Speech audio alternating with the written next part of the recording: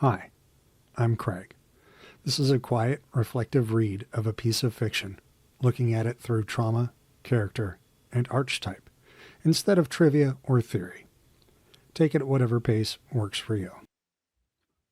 Good morning and welcome back, readers. How you all doing? Sorry I took about a week off, and with no further ado, let's do the Quidditch final. He sent me this, Hermione said, holding out a letter. Harry took it. The parchment was damp, and enormous teardrops had smudged the ink so badly in places that it was very difficult to read. Dear Hermione, we lost. I'm allowed to bring him back to Hogwarts. Execution date to be fixed. Beaky has enjoyed London. I won't forget all the help you gave us. Hagrid. They can't do this, said Harry. They can't. Buckbeak isn't dangerous. Malfoy's dad frightened the committee into it, said Hermione, wiping her eyes. You know what he's like. They're a bunch of doddery old fools, and they were scared. There'll be an appeal, though. There always is. Only I can't see any hope. Nothing will have changed. Yeah, it will, said Ron fiercely. You won't have to do all the work alone this time, Hermione. I'll help. Oh, Ron. Hermione flung her arms around Ron's neck and broke down completely. Ron, looking quite terrified, patted her very awkwardly on top of the head. Finally, Hermione drew away. Ron, I'm really, really sorry about Scabbers, she sobbed. Okay. I was just kind of figuring out why that really hit for Hermione like that. If you think about the whole Malfoy hates mudbloods, Ron's a fighter, she feels a little bit more supported, and that's the beginning of the repair of the rupture. Anyways, Ron, I'm really, really sorry about Scabbers, she sobbed. Oh, well, he was old, said Ron, looking thoroughly relieved that she had let go of him. And he was a bit useless. You never know. Mom and Dad might get me an owl now. Hi, Katie. Good morning. The safety measures imposed on the students since Black's second break-in made it impossible for Harry, Ron, and Hermione to go and visit Hagrid in the evenings. Their only chance of talking to him was during Care of Magical Creatures lessons. He seemed numb with shock at the verdict. "'S all my fault. Got all tongue-tied. They was all sitting there in black robes, and I kept dropping me notes and forgetting them all dates. You looked up for me, Hermione. And then Lucius Malfoy stood up and said his bit, and the committee just did exactly what he told them." "There's still the appeal," said Ron fiercely. "Don't give up yet. We're working on it." They were walking back up to the castle with the rest of the class.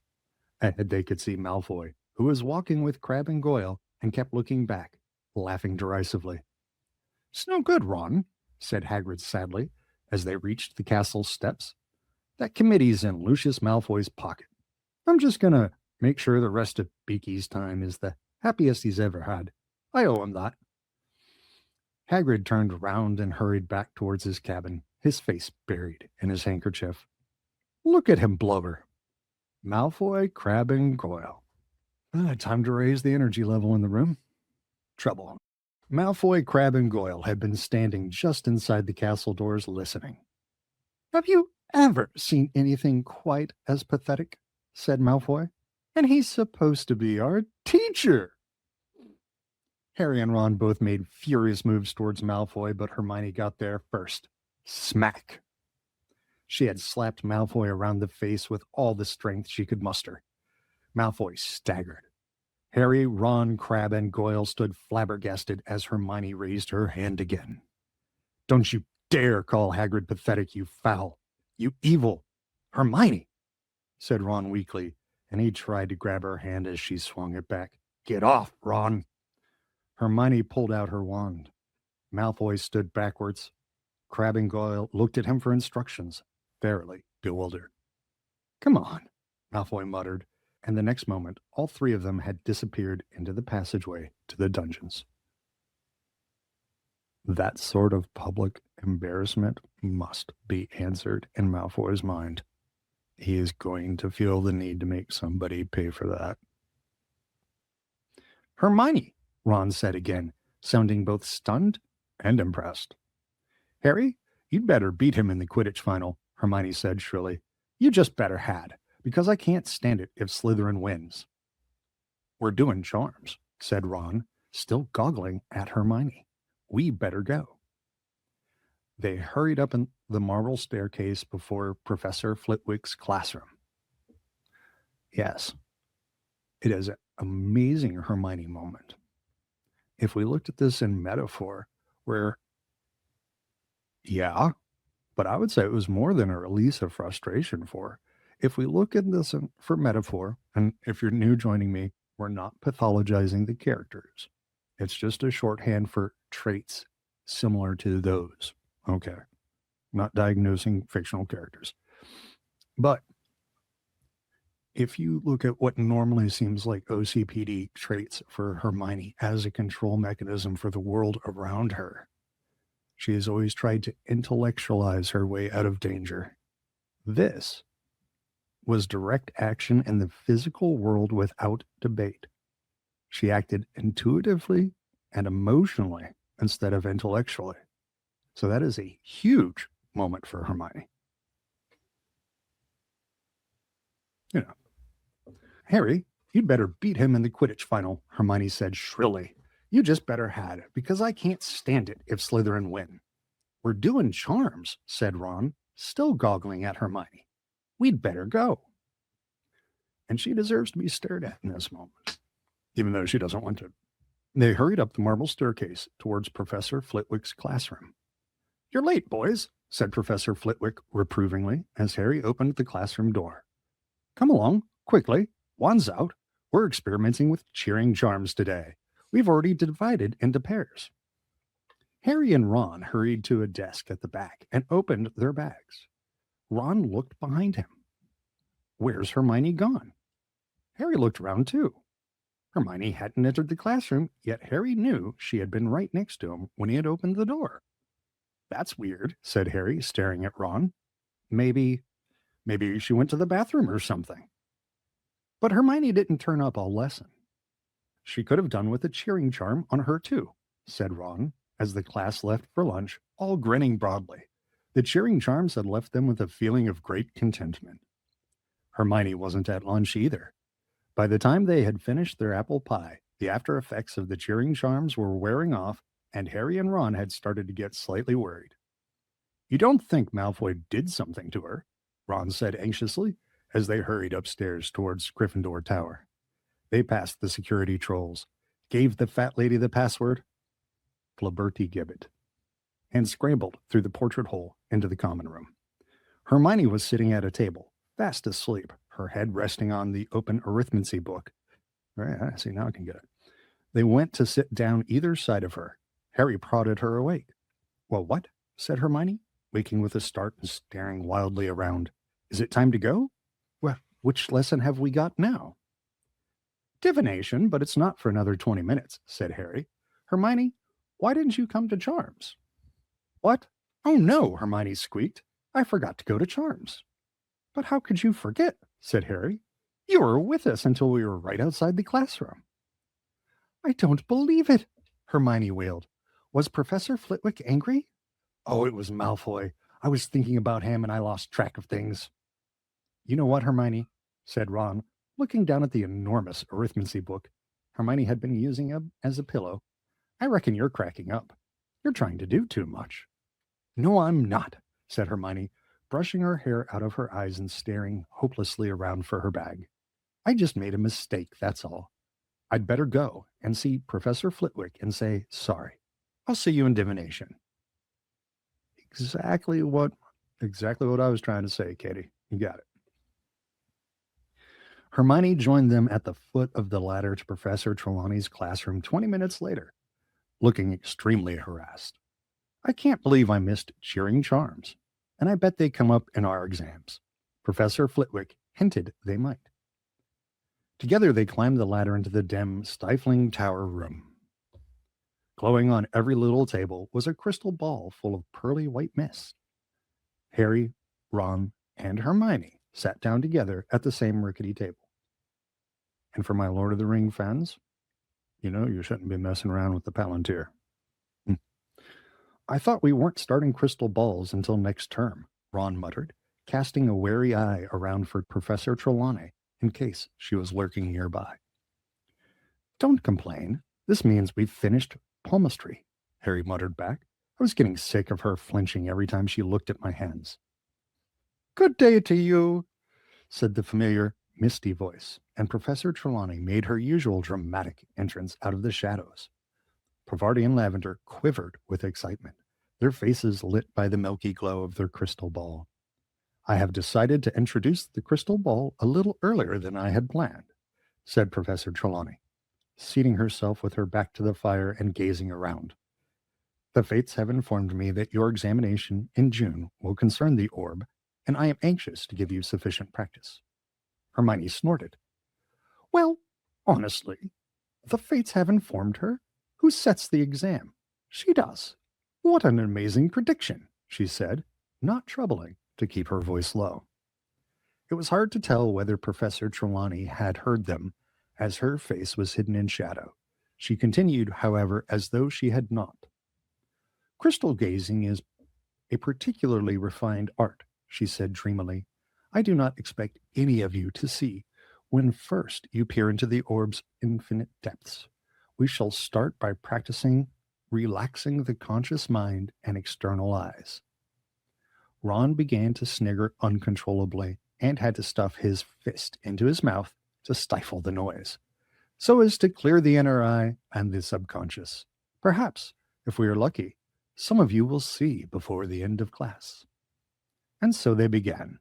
Harry, at least, felt extremely foolish, staring blankly at the crystal ball and trying to keep his mind empty when thoughts such as, "This is stupid," kept drifting across it. It didn't help that Ron kept breaking into silent giggles and Hermione kept tutting. All right, quick pause here. If you have ever learned or had to learn about grounding techniques, then at some point you have sat there thinking, this is stupid. I guarantee it. This is stupid. Why am I doing this? This doesn't work. Until it does. Seen anything yet? Harry asked them after a quarter of an hour's quiet crystal gazing. Yeah, there's a burn on this table, said Ron, pointing. Someone spilled their candle. This is such a waste of time, Hermione hissed. I could be practicing something useful. I could be catching up on cheering charms. Professor Trelawney rustled past. Would anyone like me to help them interpret the shadowy portents within their orb? She murmured over the clinking of her bangles. I don't need help, Ron whispered. It's obvious what this means.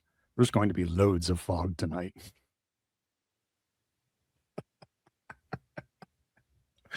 All right, that was good. Both Harry and Hermione burst out laughing. Now really, said Professor Trelawney, as everyone's heads turned in their direction.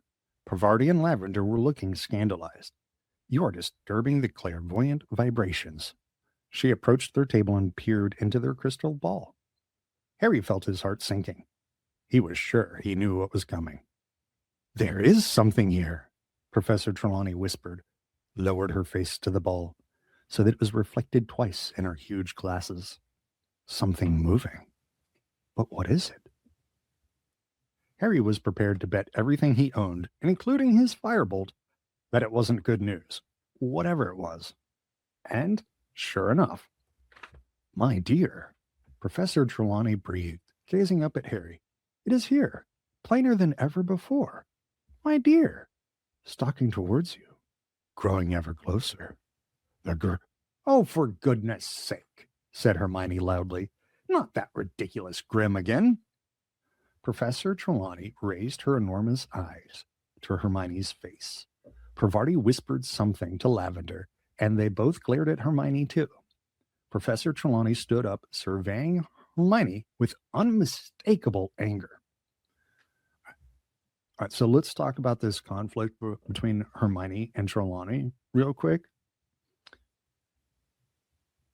I think it would take a woman to fully expand on this, but I feel like part of this conflict is Hermione is coming into adulthood, and she's always had deference for authority.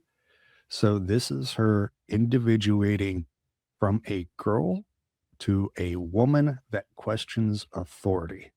So it's an intellectual individuation and a coming of age and claiming her own womanhood.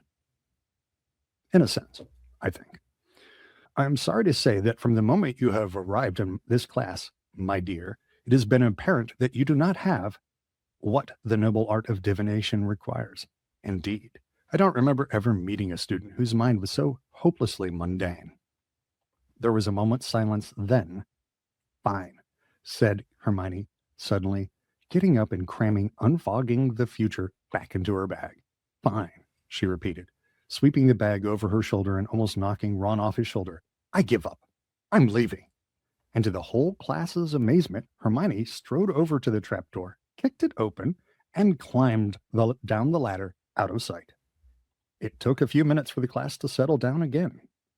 Professor Trelawney seemed to have forgotten all about the Grim.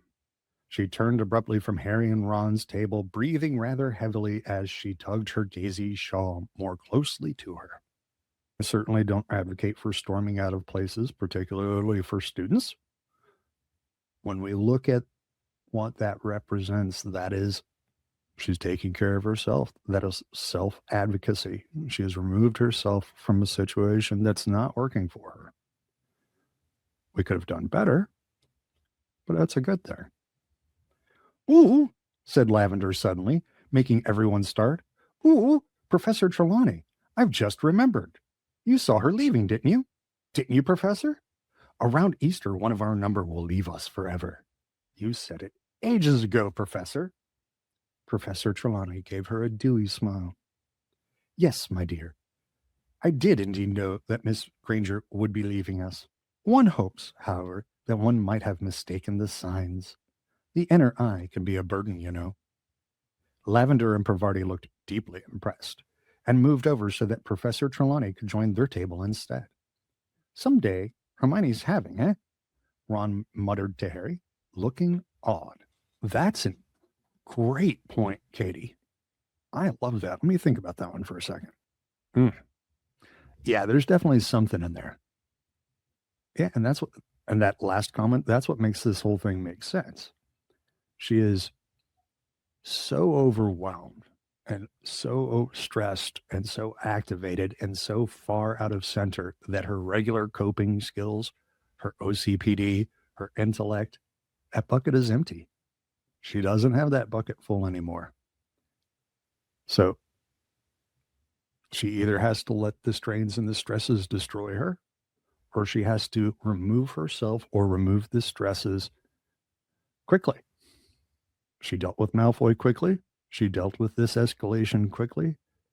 She is absolutely running on the ragged edge because the stuff that normally keeps her in bounds, it has failed because she's overdoing it. And yes, I could see how if you deferred to authority as you were becoming an adolescent, and then you have two figures, and one is just full of it, and the other one, whom you respect, also doesn't like that other adult, that allows you, it does give Hermione permission to be, I don't have to respect all authority. I can pick and choose. I can decide for myself whom I believe, whom I respect, and whom I obey. There. Thanks for your patience. Yeah.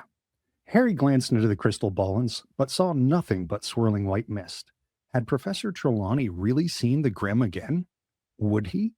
The last thing he needed was another near-fatal accident with a Quidditch final drawing ever nearer. The Easter holidays were not exactly relaxing. The third years had never had so much homework. Neville Longbottom seemed close to a nervous collapse, and he wasn't the only one. Call this a holiday? Seamus Finnegan roared at the common room one afternoon. The exams are ages away. What are they playing at? But nobody had as much to do as Hermione. Even without divination, she was taking more subjects than anyone else.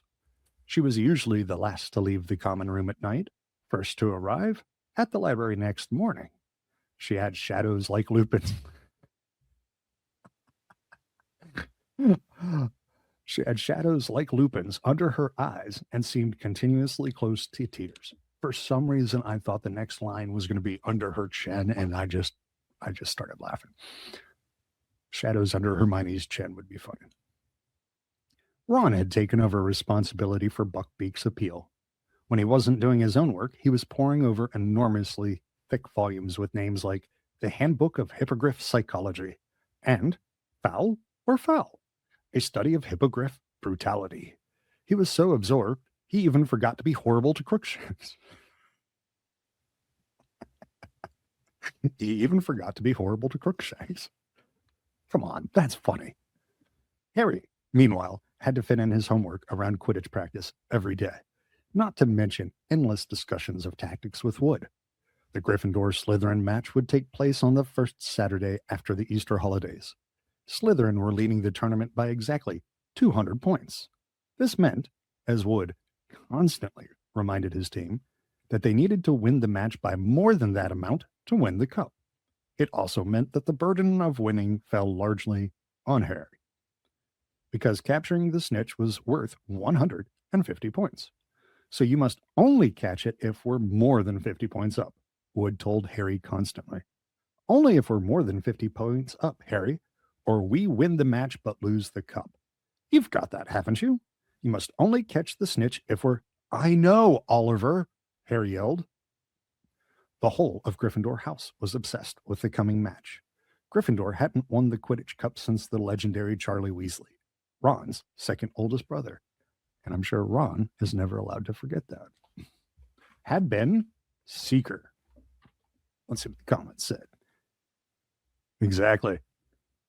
The field on which she grows her concern has been harvested and is barren and empty. But Harry doubted whether any of them, even Wood, wanted to win as much as he did. The enmity between Harry and Malfoy was at its highest point ever. Malfoy was still smarting about the mud-throwing incident in Hogsmeade. Of course he is. And even more furious that Harry had somehow wormed his way out of punishment. Well, not that you would do such a thing, but if you were in Malfoy's place, wouldn't you be furious? You got mud thrown on you and nobody got punished? Come on now. Harry hadn't forgotten Malfoy's attempt to sabotage him in the match against Ravenclaw, but it was the matter of Buckbeak that made him most determined to beat Malfoy in front of the entire school. Never, in anyone's memory, had a match approached in such a highly charged atmosphere. By the time the holidays were over, the tension between the two teams and their houses was at a breaking point. A number of small scuffles broke out in the corridors, culminating in a nasty incident in which a Gryffindor 4th year and a Slytherin 6th year ended up in the hospital wing with leaks sprouting out of their ears. Harry was having a particularly bad time of it. He couldn't walk to class without Slytherins sticking out their legs and trying to trip him up. Crabbe and Goyle kept popping up wherever he went and slouching away, looking disappointed when they saw him surrounded by people. Wood had given instructions that Harry should be accompanied everywhere, in case the Slytherins tried to put him out of action. The whole of Gryffindor House took up the challenge enthusiastically, so that it was impossible for Harry to get to class on time because he was surrounded by a vast, chattering crowd. Harry was more concerned for his firebolt's safety than his own.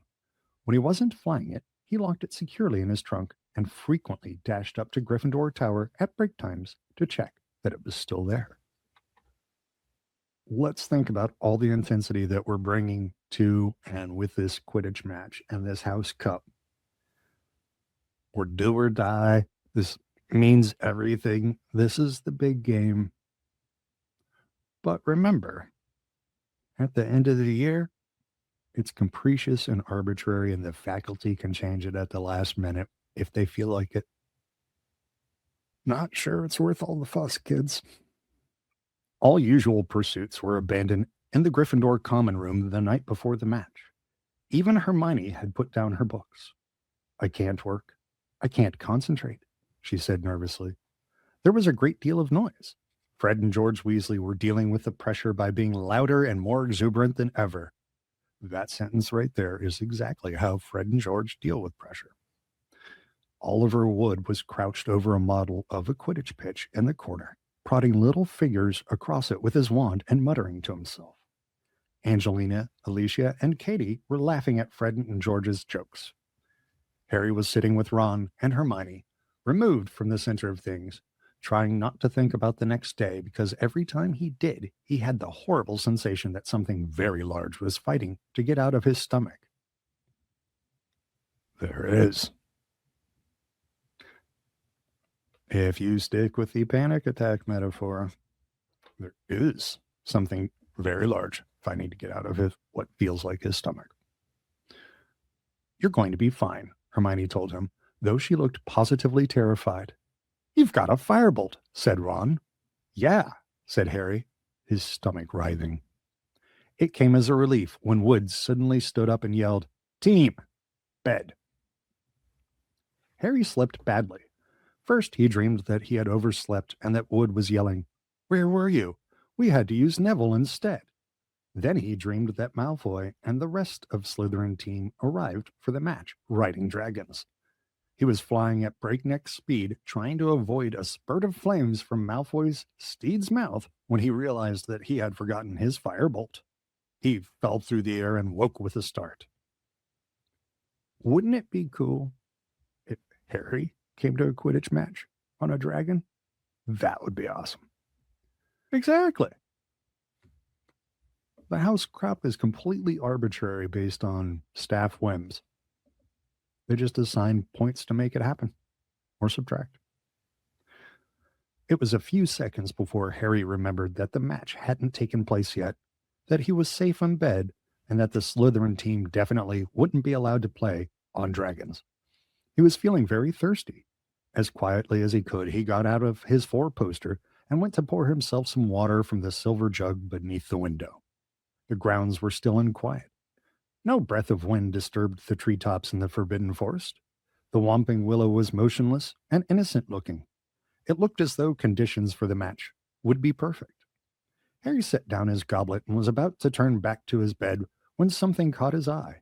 An animal of some kind was prowling across the silvery lawn. Harry dashed to his bedside table, snatched up his glasses and put them on, then hurried back to the window. It couldn't be the Grim. Not now. Not right before the match.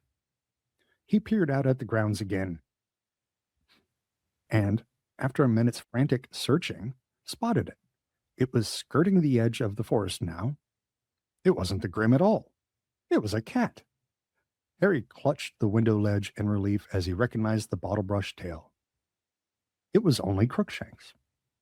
Or was it only Crookshanks? Harry squinted, punching his nose flat against the glass.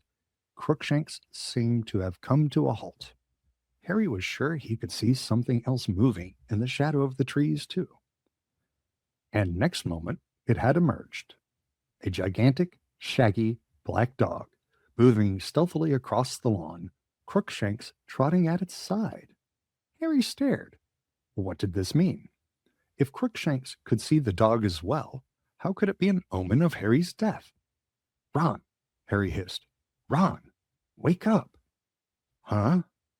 I need you to tell me if you can see something. It's all dark, Harry, Ron muttered thickly. What are you on about? Down here. Harry looked quickly back out the window. Crookshanks and the dog had vanished. Harry climbed onto the windowsill to look right down into the shadows of the castle, but they weren't there. Where had they gone? A loud snore told him that Ron had fallen asleep again. Harry and the rest of the Gryffindor team entered the Great Hall next day to enormous applause. Harry couldn't help grinning broadly as he saw that both the Ravenclaw and Hufflepuff tables were clapping them too. The Slytherin table hissed loudly as they passed. Harry noticed that Malfoy looked even paler than usual. Harry's not the only scared one in the room.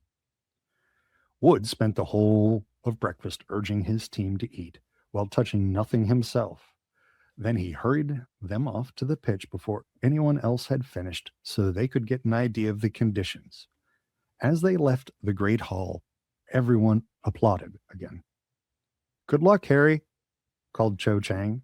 Harry felt himself blushing, because he likes her. Okay, No wind to speak of. Sun's a bit bright.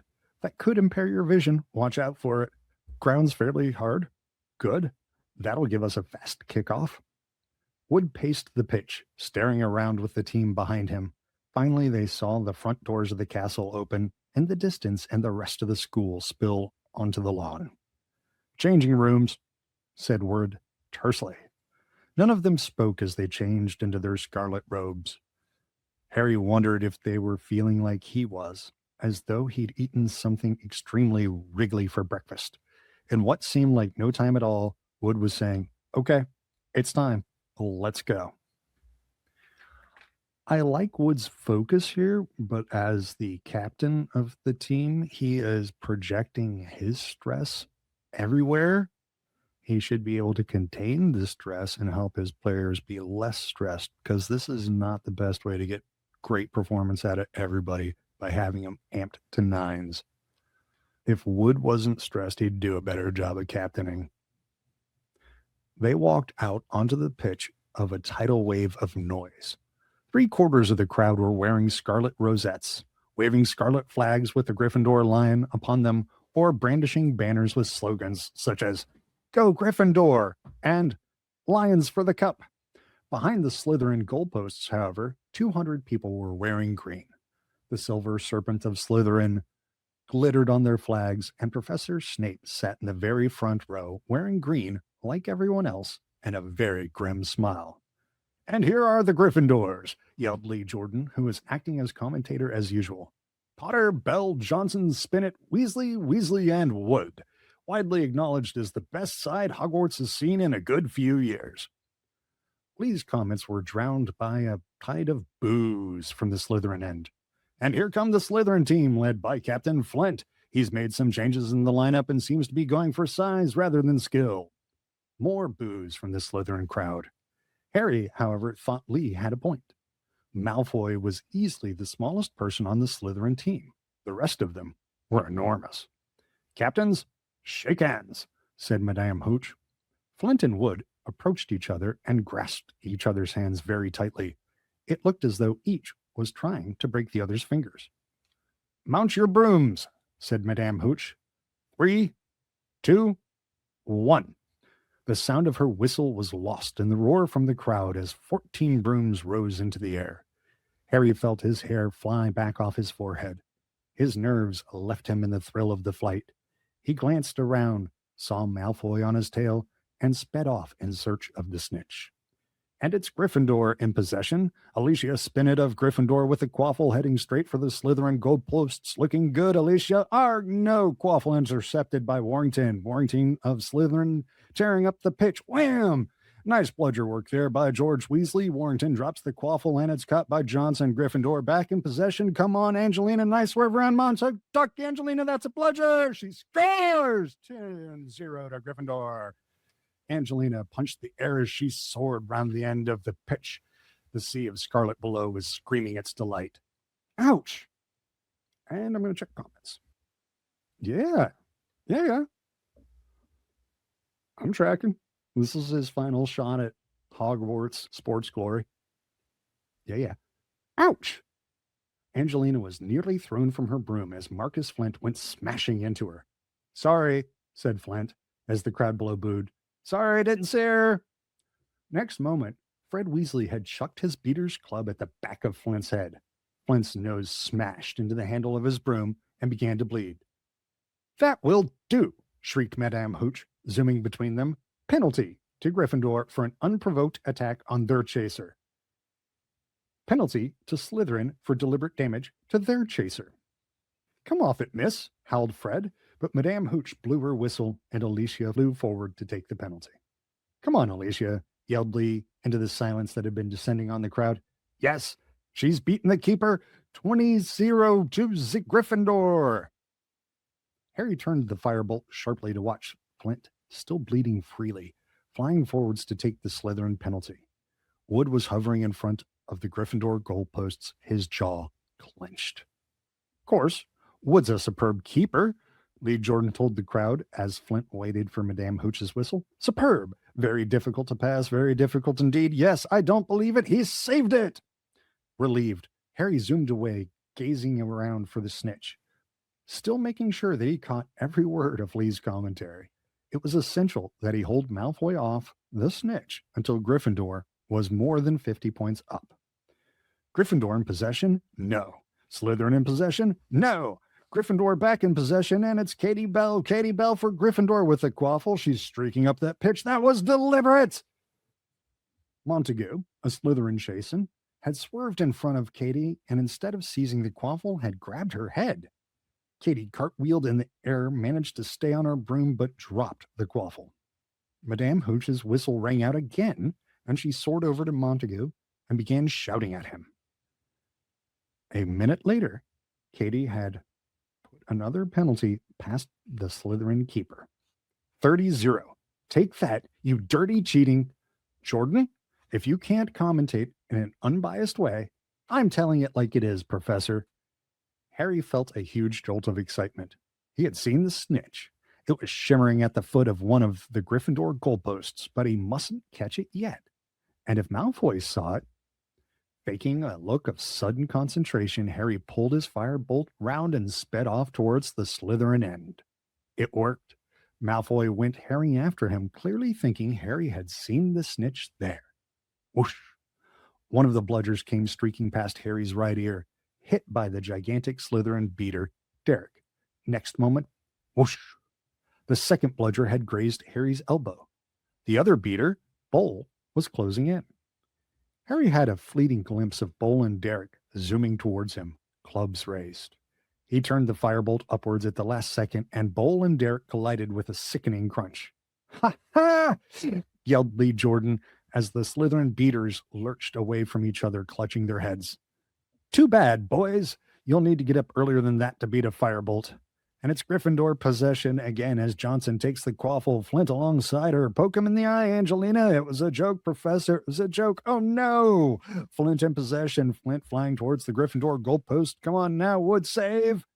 But Flint had scored. There was an eruption of cheers from the Slytherin end, and Lee swore so badly that McGonagall tried to tug the magical microphone away from him. Sorry, Professor, sorry. Won't happen again. So Gryffindor in the lead, 30 points to 10, and Gryffindor in possession. It was turning into the dirtiest match Harry had ever played in. Enraged that Gryffindor had taken such an early lead, the Slytherins were rapidly resorting to any means to take the quaffle. Bowl hit Alicia with his club and tried to say he'd thought she was a bludger. George Weasley elbowed Bowl in the face in retaliation. Madame Hooch awarded both teams penalties, and Wood pulled off another spectacular save, making the score 40-10 to Gryffindor. The snitch had disappeared again. Malfoy was still keeping close to Harry as he soared over the match, looking around for it once Gryffindor were 50 points ahead. Katie scored 50-10. Fred and George Weasley were swooping around her, clubs raised, in case any of the Slytherins were thinking of revenge. Bowl and Derek took advantage of Fred and George's absence to aim both bludgers at Wood. They caught him in the stomach, one after the other, and he rolled over in the air, clutching his broom, completely winded. Madame Hooch was beside herself.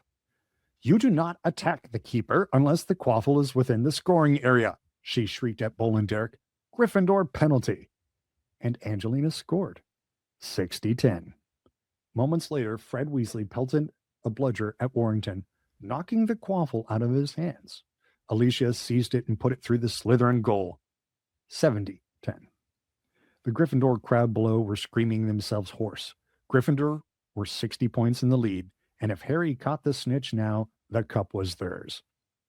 Harry could almost feel hundreds of eyes following him as he soared around the pitch, high above the rest of the game, with Malfoy speeding along behind him. Then he saw it. The snitch was sparkling 20 feet above him.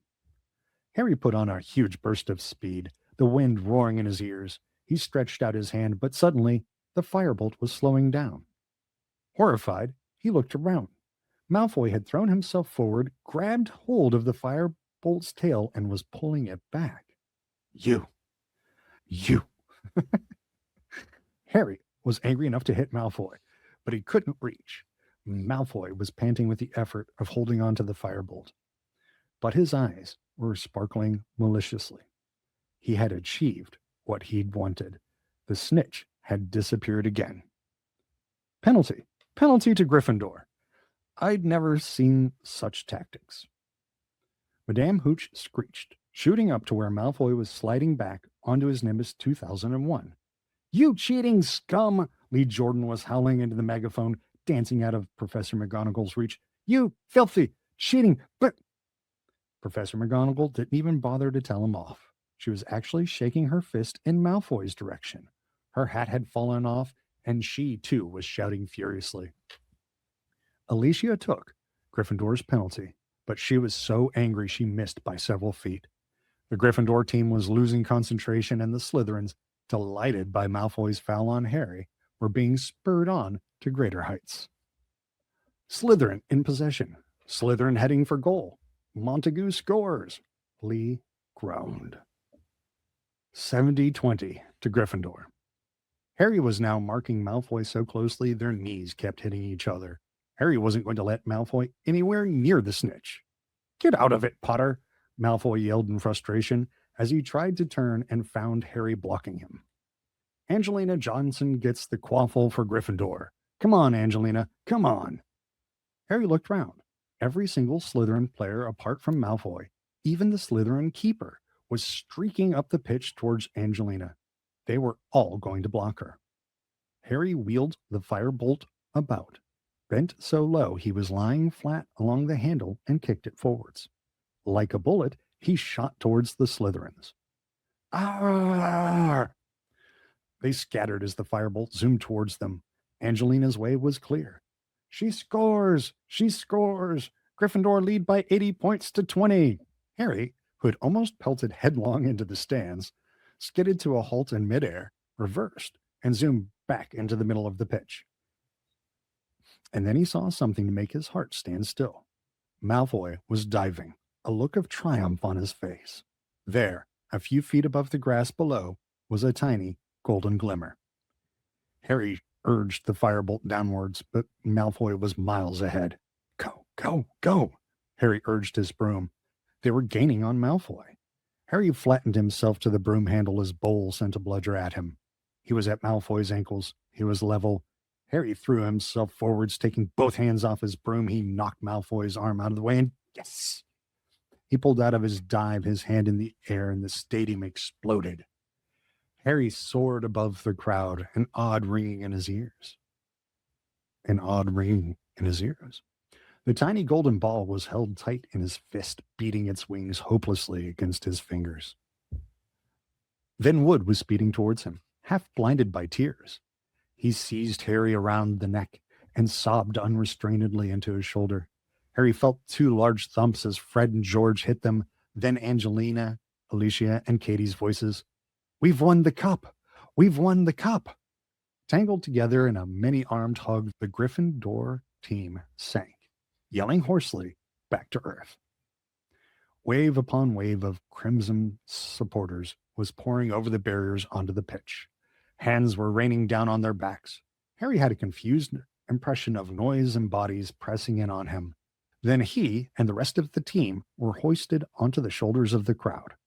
Thrust into the light, he saw Hagrid, plastered with crimson rosettes. Yeah! Beat 'em, Harry! Yeah, beat 'em! Wait till I tell Buckbeak! There was Percy, jumping up and down like a maniac, all dignity forgotten. Professor McGonagall was sobbing harder even than Wood, wiping her eyes with an enormous Gryffindor flag, and there, fighting their way towards Harry, were Ron and Hermione. Words failed them. They simply beamed as Harry was borne towards the stands, where Dumbledore stood waiting with the enormous Quidditch cup. If only there had been a Dementor around. As a sobbing Wood passed Harry the cup, he lifted it into the air. Harry felt he could have produced the world's best Patronus. I hope you've enjoyed the read. I had a good time. I hope you join me soon when we come back for Chapter 16 for Professor Trelawney's prediction. Have a great day out there, everybody. Stay safe, and I hope you're happy. See you soon.